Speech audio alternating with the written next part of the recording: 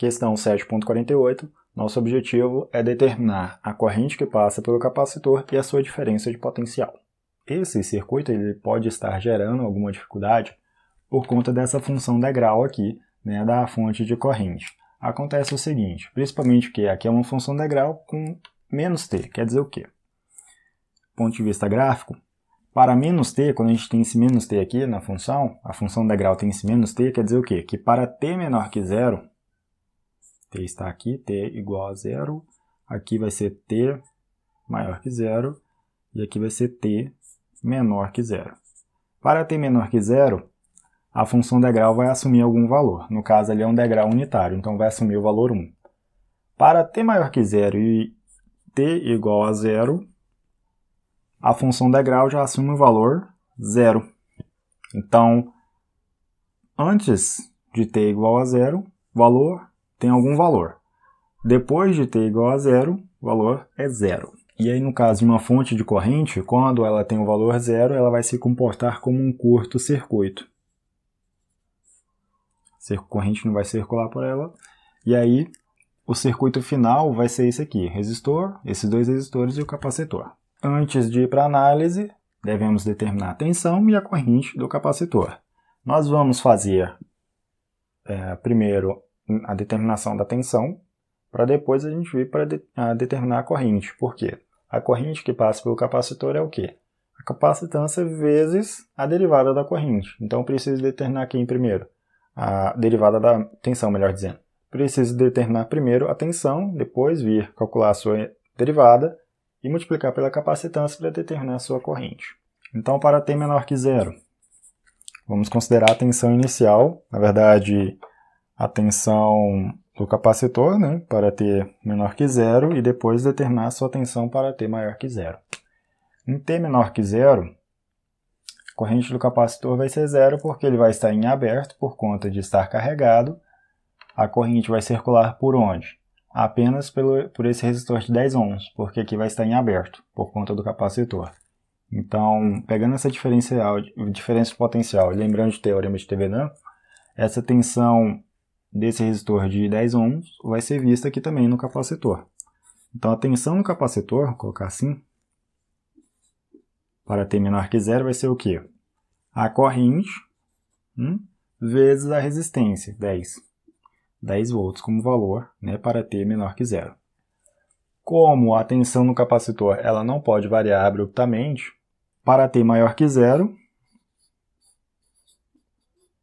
a tensão no capacitor continua sendo 10 volts. Determinada a tensão inicial, a gente vai determinar a tensão final, que é para t maior que zero.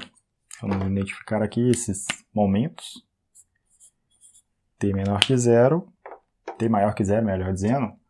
Como o circuito final não vai ter nenhuma fonte ativa, a tensão final do capacitor vai ser 0.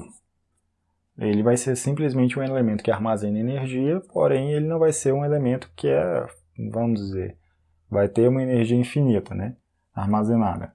Vou retirar a fonte independente, ele vai se comportar, vai descarregar essa energia até um ponto que vai chegar a 0. Então, tensão final vai ser 0. Falta determinar a constante de tempo. Retirada a fonte independente, vai sobrar o quê? O resistor em série com esse outro resistor aqui, então vamos ter 30 ohms, vezes o valor da capacitância, 0,1. O valor restante, 3 segundos. Esse vai ser o valor da constante de tempo. Vamos montar a sua resposta. Tensão do capacitor, né?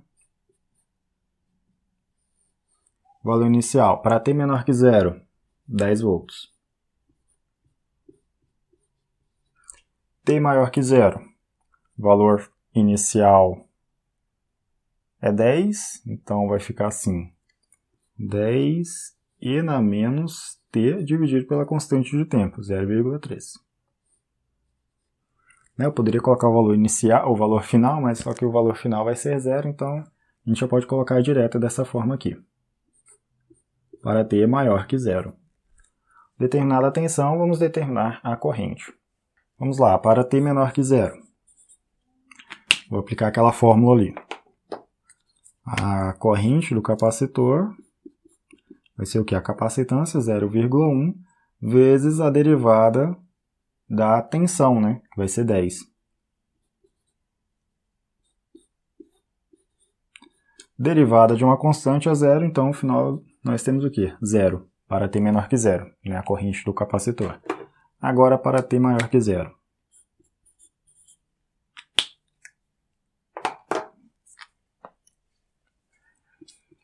E de t vai ser o quê? Novamente o valor da capacitância, vezes agora, nós temos uma resposta ali para a tensão do capacitor. E na menos t dividido por 3. Aplicando aqui, nós vamos ter o quê? 0,1 vezes 10 vezes 1 sobre 3, né, sinal negativo, aqui, né, sinal negativo, e na menos t dividido por 3. Simplificando, nós vamos ter o quê? Menos 1 sobre 3 vezes Euler elevado a menos t dividido por 3. Amperes para t maior que zero.